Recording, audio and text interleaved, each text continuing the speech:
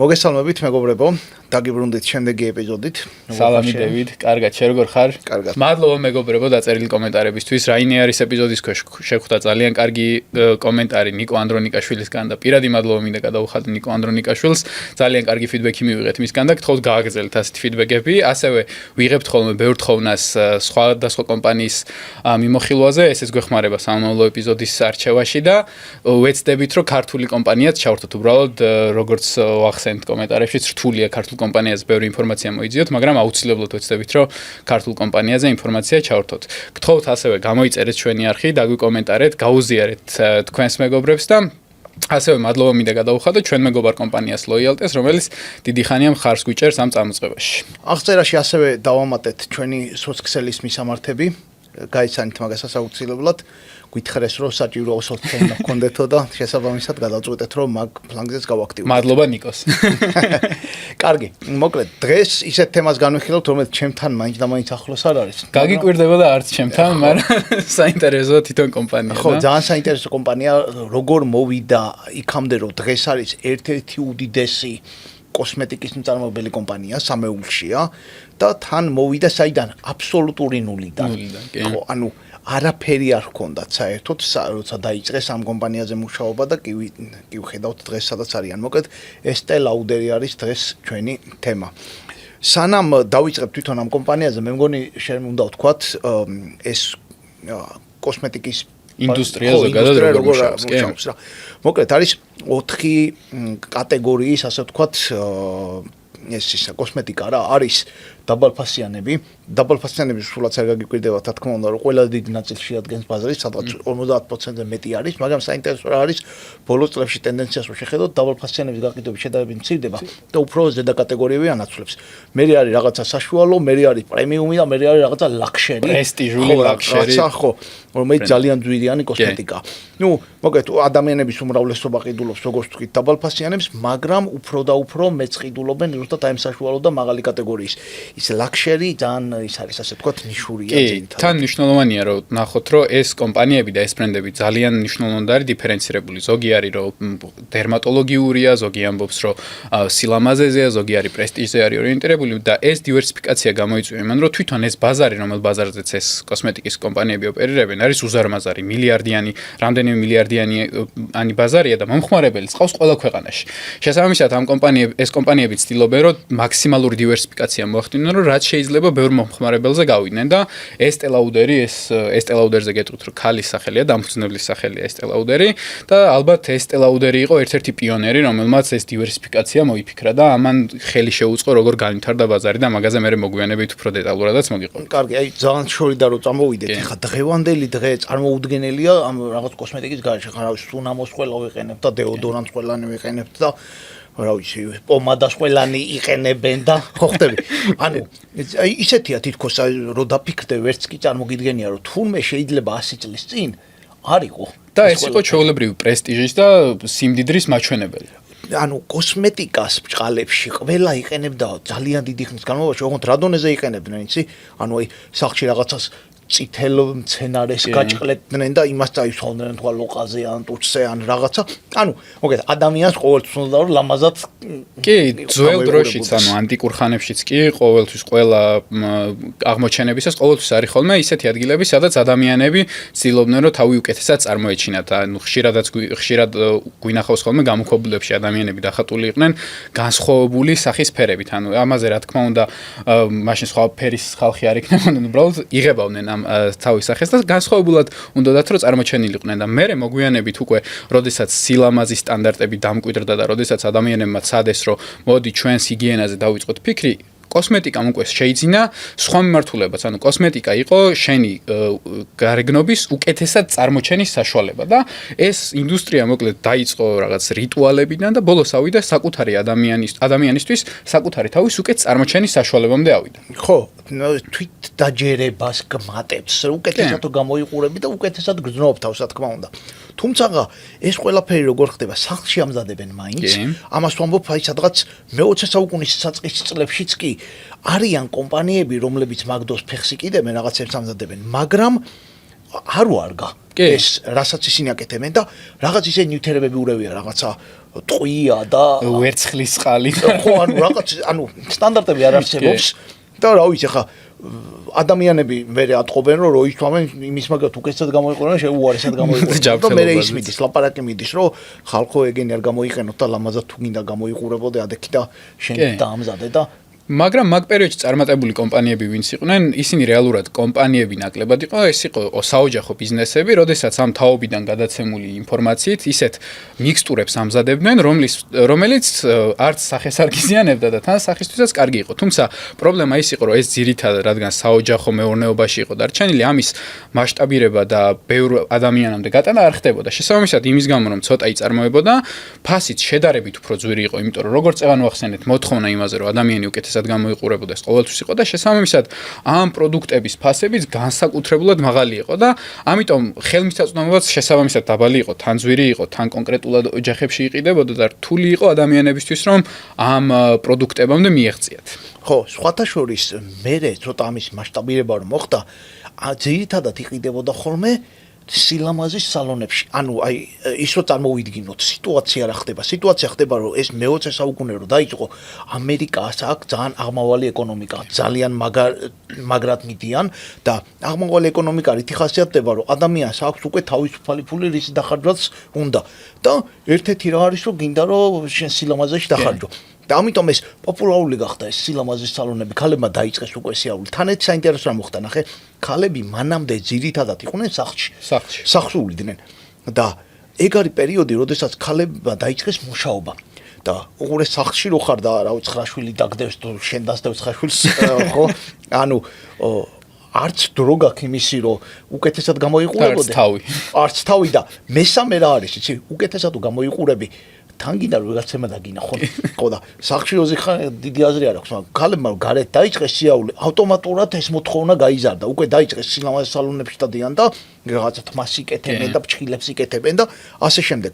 და ვინც ამზადებენ მაგდროს ვიღაცები გაჩნდნენ, ვინც ამზადებენ, რავი, რუბინშტეინი და ელიზაბეტ არდერნი, რეულონი. ხო, აი ესეთ ვიღაცები ვინც გაჩნდნენ, ძირითადად მაგათი გაყიდვების არხები ზუსტად მაგას იყენებენ. ანუ იქ რომ მიხვალ იქვე იყიდება ეს კოსმეტიკა. და თან ეს ჰელენა რუბინშტაინიც, ელიზაბეტ არდერნიც ისეთი ადამიანები იყვნენ, რომ თავის პერსონალურ ბრენდს წარმოაჩენენ. იმის გამო, რომ ალბათ ძველი დროის ინფლუენსერ მარკეტინგი გამოდიოდა, რაც ისინი აკეთებდნენ და რადგან თავისი სახელი ჰქონდათ უკვე დამკვიდრებული, ქალებისთვის და ზოგადად ადამიანებისთვის, ვინც მათ პროდუქტებს ყიდულობდნენ, მათი სახელი იყო ის რეალურად, რის გამოც ამ პროდუქტებს ყიდულობდნენ. თან საინტერესო რა არის, ნახე, ეგენი ემიგრანტები იყვნენ და ხას უსვამდნენ იმას, რომ წარმომავლობა ჰქონდათ ევროპული.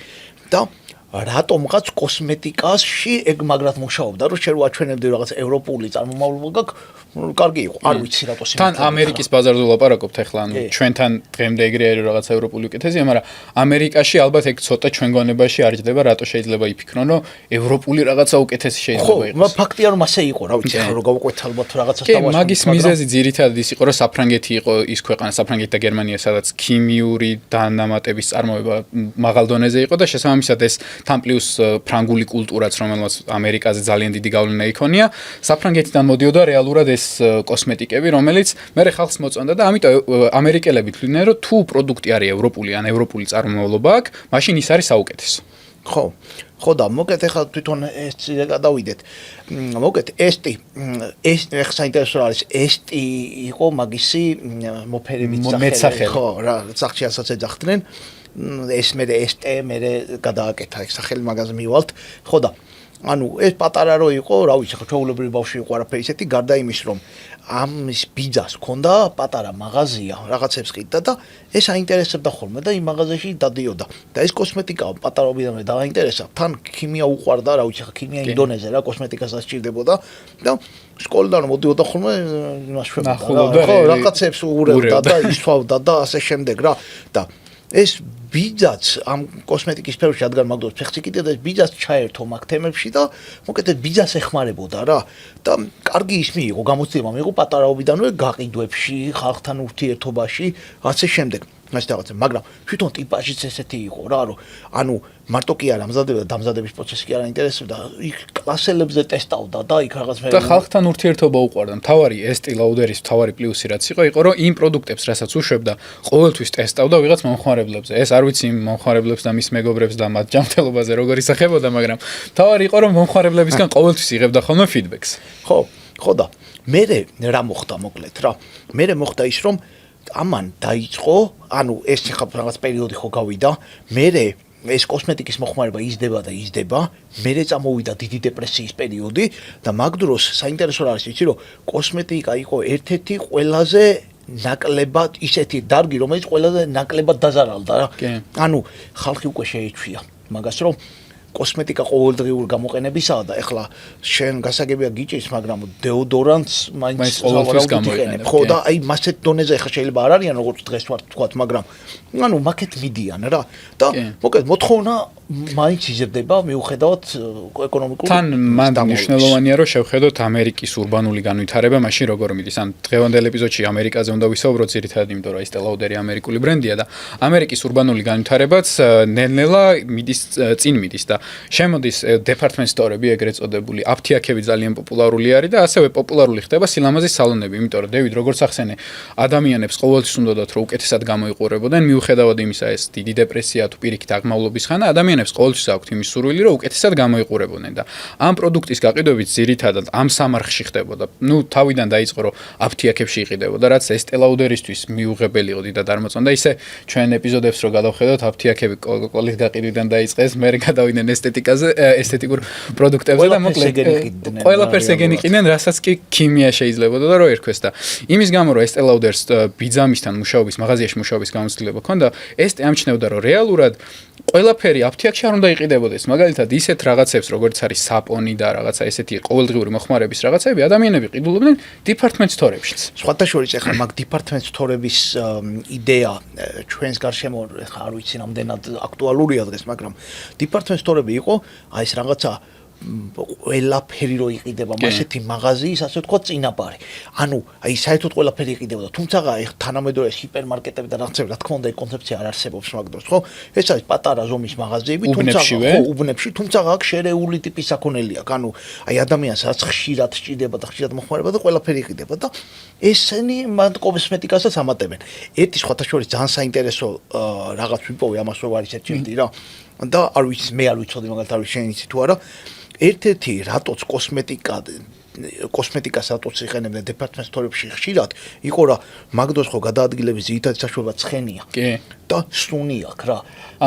ხო და ანუ ეს ხო უბანში იყო და იქ ბევრი ცხენები და წარმოიდგინე რა სიტუაცია იქნებოდა და ყარდა რა იქაურობა. მოკლედ რო თქვათ და ამიტომ პირდაპირ შესასვლელშივე ალაგებდნენ ხოლმე ამ იმას. ხო, რო სუნი ყოფილიყო რა, რომ ადამიანი შევიდა იქ ადამიანი კარგი სუნი ყოფილიყო. ხო, მე შემთხვევით წავაწყდი მაგ ინფორმაციას და ერთ-ერთი იყო რა ლოგიკურად გადავიდა მაგ არხში რა, ადამიანები შედიოდნენ კარგი სუნი იდგა და ეხა უკვე ქსიამონის რა, ხო ხდები. კი. და თან მან გარდა იმისა, რომ department store-ებში იყიდებოდა და აფთიაქებში იყიდებოდა, მნიშვნელოვანი გაყიდვების არხი იყო სილამაზის სალონებიც, იმიტომ რომ ადამიანი ისედაც თავის გარეგნობაზე საზრუნავად მიდის სილამაზის სალონში და ზუსტად ის არის შენი მომხმარებელი, ვინც მან დადის, ზუსტად ეგეთ ადამიანზე ცდილობ რომ გაყიდო შენი პროდუქტი. ოღონდ როგორც წეგან ვახსენეთ, ამ პერიოდში ამ ბაზარზე იყვნენ გიგანტები, ეს ჰელენა რუბინშტაინი, ელიზაბეთ არდენი, ინდროისტის გიგანტები და მოკლედ ისინი ძირითადად ყველა სილამაზის სალონს ისინი იყვნენ მთავარი გაყიდვის ობიექტები. როდესაც პირობითად ვინმე ახალი მიდიოდა ამ სილამაზის სალონთან, ის ვერ ხვდებოდა, რატო შეიძლებოდა რომ დათანხმებოდა ადამიანს, რომ კი შენ პროდუქტსაც შევიტან, იმიტომ რომ მაშინდელი გიგანტები და მაშინდელი საუკეთესო კომპანიები ისედაც ყიდნენ მათ კომპანიებში. ამიტომ თუ გინდოდა რომ ამ ბაზარზე შეგეღწია, რაღაცა ახალი უნდა მოგეფიქრებინა. ხო, ეხა ეს რასაკეთებს რა. ამ სილამაზის სალონებში დადის და იმას კი არ ცდილობს უბრალოდ მიყიდოს. ასწავლის როგორ გამოიყენონ კოსმეტიკა. ანუ არ არსებობს ეს ცოდნა მაგ დროს და ამან რა დაამუღამა. ის ხალი იქროზის და თქვათ უშრება ან ფჭილებს იშრობს ტყუილაძის მაგარი მოწყენილია. დიდი ხანი ზის იქ. მაგარი მოწყენილია და ეს მაგ დროს ჩაერთვებოდა ზუსტად ეუბნებოდა რომ მოდი აბა მაკიას გაგიკეთებ, ან რაღაცას წაგისვავ, არ ვიცი რებს უსვავ და ხო, მაგნეში ვეღარ ვერგავი. კოსმეტიკურ პროდუქტებს. ხო, მოკეთ, რაღაცას წაუსვავ და გაალამაზებ, გამოალამაზებდა და ის ხალი სარკეს ჩაიხედავდა და კმაყოფილი რჩებოდა და მე ყიდულობდნენ. და ეს იყო იმ დროისთვის ისეთი ახალი ტექნიკა იყო, არავინ არ ეყენებდა მაგას გაყიდვებში. იქ იყო ეს რომ მიდიოდა ხოლმე ამ სილამაზ სალონებში, თან ჯიბებში ისინი ეწყო რა. თავის ნაწარმი. ხო, ისინი მიქონდა დამატებითი ისინი მიქონდა იმას რომ წაუსხო და მე იცოდა რომ სავარაუდოდ უნდას ეყიდა.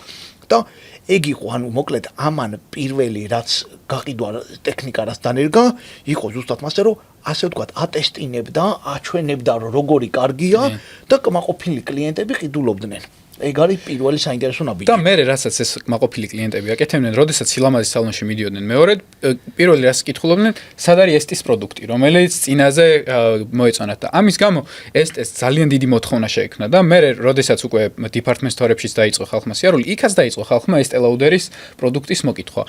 ეს ერთი მხრივ კარგია, რომ ბევრი მოთხოვნა არის შენ პროდუქტზე და ბევრ მომხმარებელს უნდა რომ შენი პროდუქტი მიიღოს, მაგრამ მეორე მხრივ ძალიან დიდ საოპერაციო პრობლემებთან არის დაკავშირებული, იმიტომ რომ როგორც ვახსენეთ თვითონ აკეთებდა ხოლმე ბიძამისის ლაბორატორიაში. არ გვიხსენებია როგორ აკეთებდა, ნახე, რომ ეს ბიძამის რა ბრენდიც ქონდა, მაგ ბრენდით ყიდდა, აი ბიძამის ქონდა რაღაც დაქირავებული და იქ აკეთებდა ასე შემდეგ და მე გადაწყვიტა რომ აღარ მინდა ბიძა.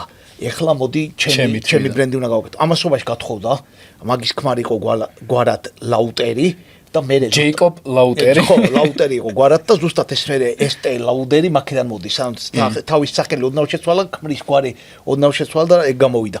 და რო გადაწყვიტა თავისი ბრენდი ჩამოაყალიბოს ზუსტად იდგნენ და სახლში გასკურაზე ხარშავდა რაღაცებს და იქ ეტიკეტებს აკრავდნენ და ასე შემდეგ და ეხა განარამდენი უნდა მოხარშო, ანუ პატარა მასშტაბზე გადის ძალიან. ეს ორი ცოლ-ქმარი დგანა ღამეებს ათენებენ რაღაცებს ხარშავენ და ეს მე დღისით მიაკდა ასე თავისი მეთოდით ყიდის, რომელიც წევან როგორც ვახსენეთ, ახალი ხილი იყო და რამაც ძალიან მაგრად იმუშავა რეალურად. ხო, მე ამას მოკეთ კარგად იყიდება, ძალიან კარგად იყიდება, იზრდება, ნელ-ნელა ეს კომპანიაც იზრდება, ეს რაღაცებს სწავლობს და ამასობაში ეს მიხვდა რომ უკვე შეფუთვაც არანაკლებ მნიშვნელოვანია ვიდეოის შიგნით რაც ასხია, ხო რაც არის მოთავსებული და მაგაზე გადავიდა.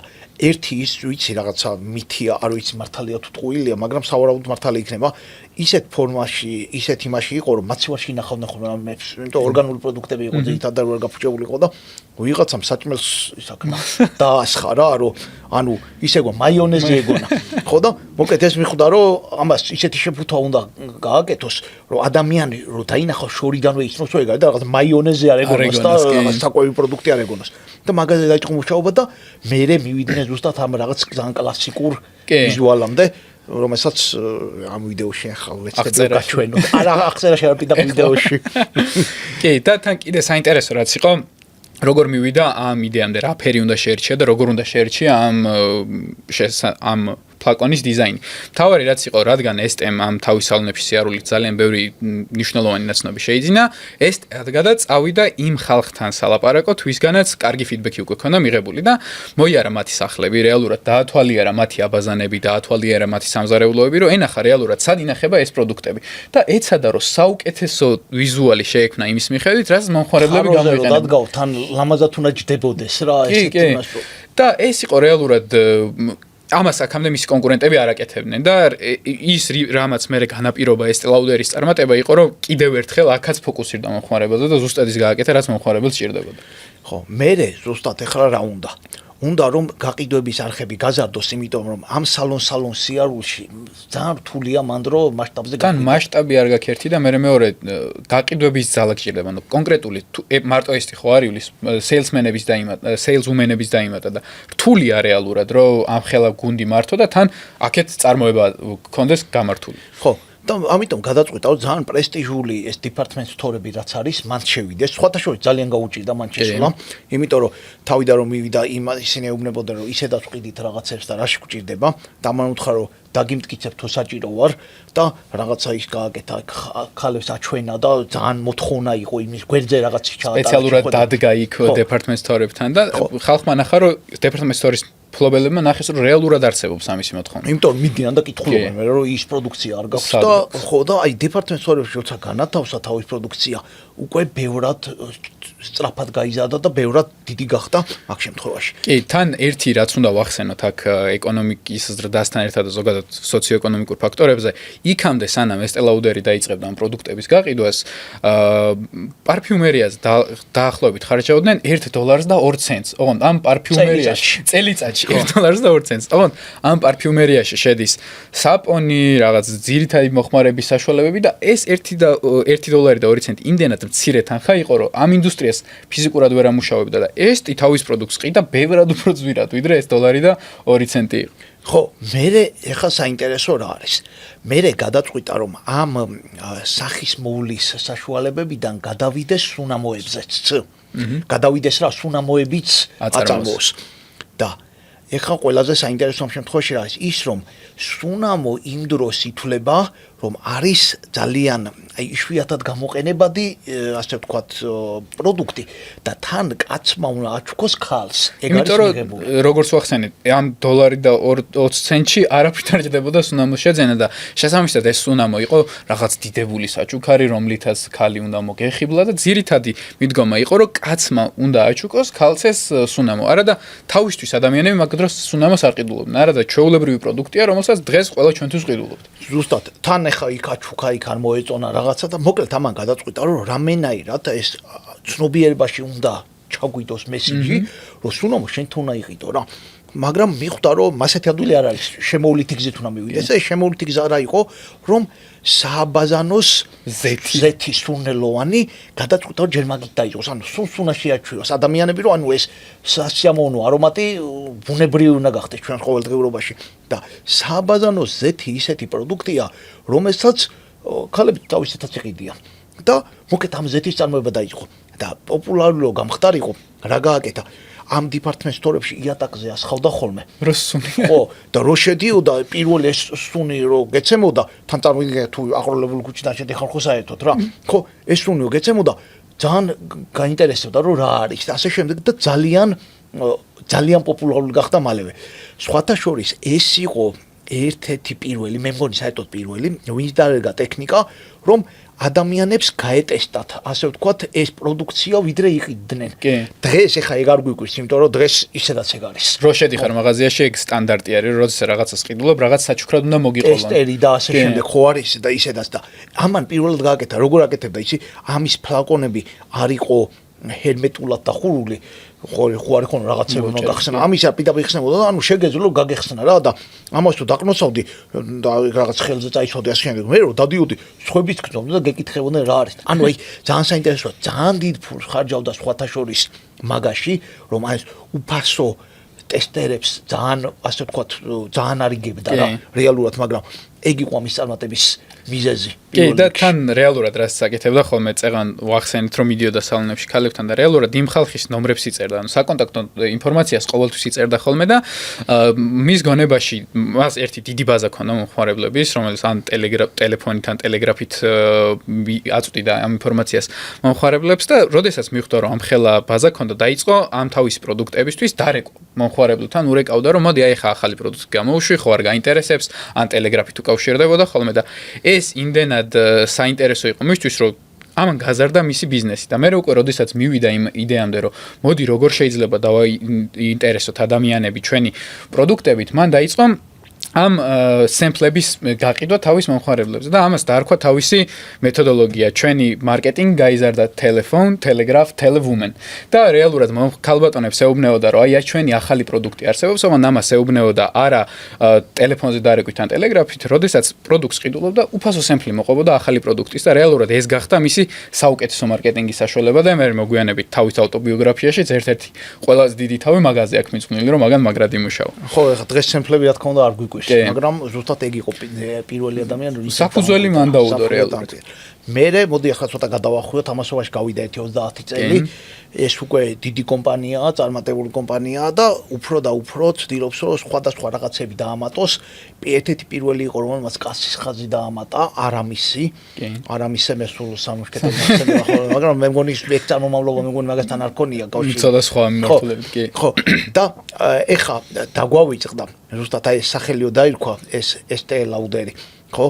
ეგ დაიქვა, იმიტომ რომ ეს თვითონ იყო უნგრული წარმოშობის, ქმარი ყავდა ავსტრიული წარმოშობის და ეს რაღაც კომბინაცია რო გააკეთა, მოკლედ რაღაც ევროპულ ფესტივალს გაუსვამანაც ხაზი რა, მოკლედ და ბარემ რადგან ევროპულზე ვლაპარაკობთ, ერთი ისტორიაც, რავი, ლეგენდადაა შემორჩენილი, არ ვიცით რამდენად მართალია, მაგრამ როდესაც ეს ელაუდერმა გადაწყვიტა, რომ თავის პროდუქცია ევროპაშიც უნდა გაეყიდა, პირველი რა თქმა უნდა ჩავიდა პარიზში, რომელიც არის მოდისა და კოსმეტიკის დედაქალაქი და ეცადა რომ თავის პროდუქტი გაეყიდა, უბრალოდ ევროპელები ძალიან კაცრად უყურებდნენ, რომ აი არ გვინდა შენი ამერიკული პროდუქტი, ჩვენი ევროპული კოსმეტიკა ბევრად უკეთესია და არ გვაინტერესებს და ისევ თავის სტილში მოიგონა, რაც შეიძლებოდა რომ გაეკეთებინა და ესეთი მითია, რომ გალერის ლაფაიეტში, პარიზში, შუა ცენტრალურ ნაწილში აიღო და თავისი ბოთლი გახეთქა სპეციალურად, რომ ეს სუნი გამოსულიყო და ეს სუნი გამოსულიყო და ადამიანებს ეგრძნოთ და მაშინ იქვე გალერის ლაფაიეტში ხალხმა დაიწყო უკვე მოკითხვა ეს რისი სუნია, რისი სუნია და მე თვითონ გალერის ლაფაიეტის მენეჯერს აღარ ქონდა იმის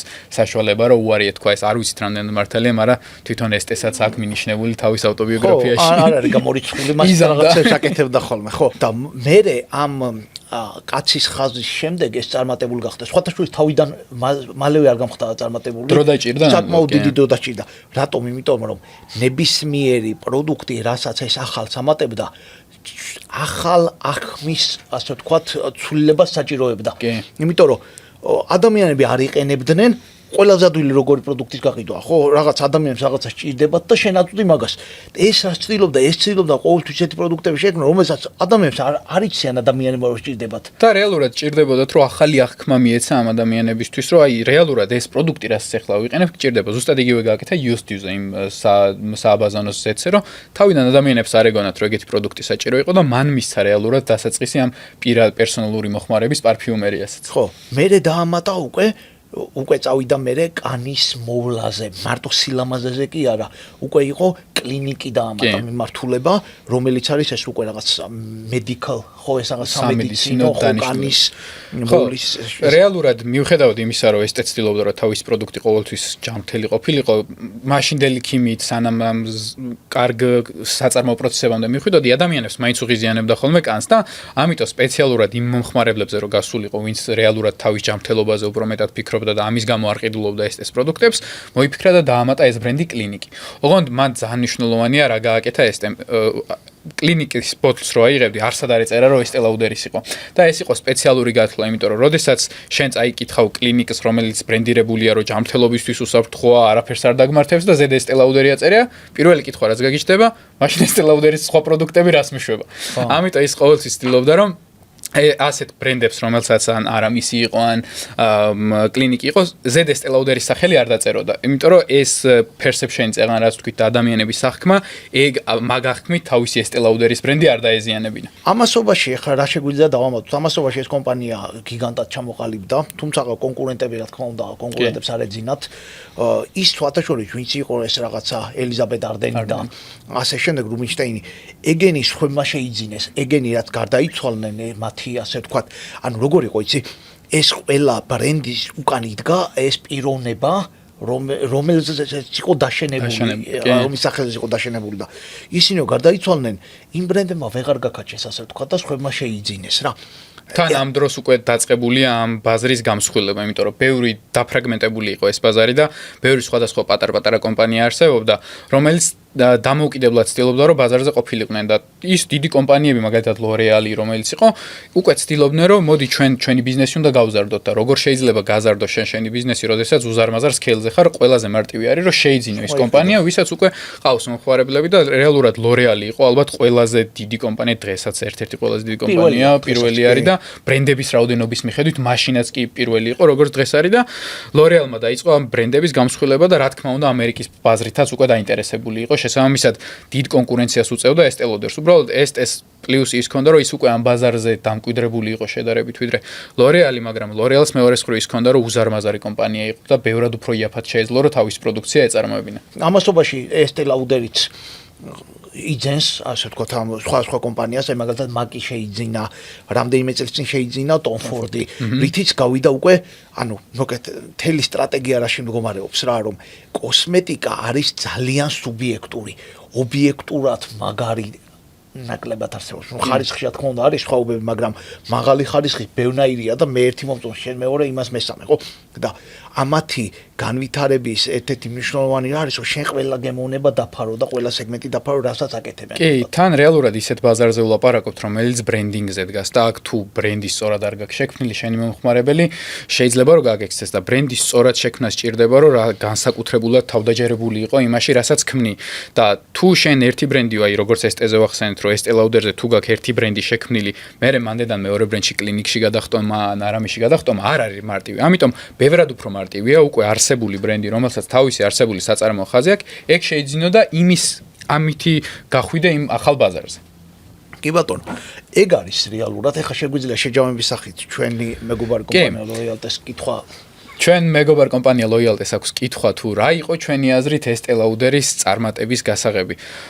რეალურად ჩემი აზრით ST Lauder-ის წარმატების გასაღები, რა თქმა უნდა, თვითონ ST Lauder-ი იყო, თუმცა ამის გარდა ის იყო, რომ ის არასოდეს არ უშინდებოდა ხოლმე რადიკალური გადაწყვეტილებების მიღებას, როგორც ვახსენეთ ეს გალერის ლაფაიეტზე დახეთქება იქნება თავის ბოთლის თუ სალონში ადამიანთან მისვლა და ძალით შეთავაზება თავის კოსმეტიკის, ეს იყო ის რამაც ეს resilience რაღაც მედეგობა ჩამოუყალიბა ყველანაირი პრობლემის მიმართ და მეორე რასაც მე ხას გავუსვამდი ის იქნებოდა რომ ყოველთვის ნებისმიერ ეტაპზე ცდილობდა რომ მომხმარებლისგან მიეღო ფიდბექი და მომხმარებელზე ორიენტირებული ბრენდები შეექმნა და პროდუქტი ისე გამოეშვა. ხო, ანუ ამის წარმატება ჩვენ შეგვიძლია პირველ რიგში დავუკავშიროთ პროდუქტს, იმიტომ რომ მართლა კარგი პროდუქტი ჰქონდა. ხო, მარტო მარკეტინგი და გაყიდვები არ იყო, პროდუქტიც ხელს უწყობდა, იმიტომ რომ ხშირ შემთხვევაში ამისი პროდუქტი იყიდებოდა მას შემდეგ, რაც კლიენტები გატესტავდნენ. ხო, ანუ კლიენტებს მოსწონდა. კლიენტს არ მოსწონებოდა ამ პროდუქტი რო არ ყოფილიყო ისეთი, როგორც უნდა ყოფილიყო, კლიენტები არ იყიდნენ. ეგ ერთი, მაგრამ მეორე, ასევე არანაკლებ მნიშვნელოვანი იყო ზუსტად აი ეს რა, რომ ინოვაციური მიდგომები ჰქონდა. ყოველთვის ახალ რაღაცას ფიქრობდა, რომ როგორ მიეტანა კლიენტებთან ისე პროდუქცია, რაც სხვებს ჯერ არ ჰქონდათ დანერგილი. და ეს იქნებოდა ეს რაღაც უფასო სემპლები იქნებოდა თუ სალონებში მაკიაჟის წასმა და იმებს, სეილებს, თავის სეილებს თვითონ ატრენინგებდა. რატო? იმიტომ რომ მაგის ხედვა ეგ იყო რა, რომ შენ ბრენდზე შთაბეჭდილება ადამიანს პირველ რიგში აი მაგ დროიდან ექმნება. ხო, მაქედან ექმნება და არა ის რომ მარტო პროდუქტზე ყოფილიყო ჩაცეკლული, რომ მაგარი პროდუქტი მაგ და თავის გაიყიდება. ან მარტო გაყიდვებზე ყოფილიყო, რომ გაყიდვები მაგარი მაქვს და ნაგავსაც გავყიდი. რაც თანამედროვე დროში ორივე ხშირად გვხდება რა. ზოგი კომპანია პროდუქტს აწვება ძალიან კარგად, მაღალი ხარისხის პროდუქტი აქვს და პროდუქცია აქვს და გაყიდვები ვერ აქვს იმ დონეზე, ან არის ხოლმე რომ ზოგს ძალიან მაგარი ისინი აქვს მარკეტინგი აქვს და გაყიდვები აქვს ძალიან მაგარი და პროდუქცია არ ვარგა. ხო, ამისი წარმატება შეგვიძლია ვთქვა თუ აი ამ მრავალ კომპონენტიან, ასე ვთქვათ, მიმართულებებში ძალიან მაგარი იყო რა. მოკლედ, საინტერესო კომპანია არის, საინტერესო დამფუძნებლით და საინტერესო ისტორიით. გაგვიზიარეთ თქვენი აზრით რა იყო ST Lauder-ის წარმატების გასაღები. თქვენს გაეცით ჩვენი მეგობარი კომპანია Loyalty-ს კითხვას პასუხი. მადლობა აქვე ჩვენ მეგობარ კომპანია Loyalty-ს. გთხოვთ გამოიწეროთ ჩვენი არხი, დაგვიწეროთ კომენტარები, რის გაუმჯობესებას ისურვებდით ან რა კომპანიაზე ისურვებდით შემდეგ ეპიზოდებს და მადლობა ყურადღებისთვის.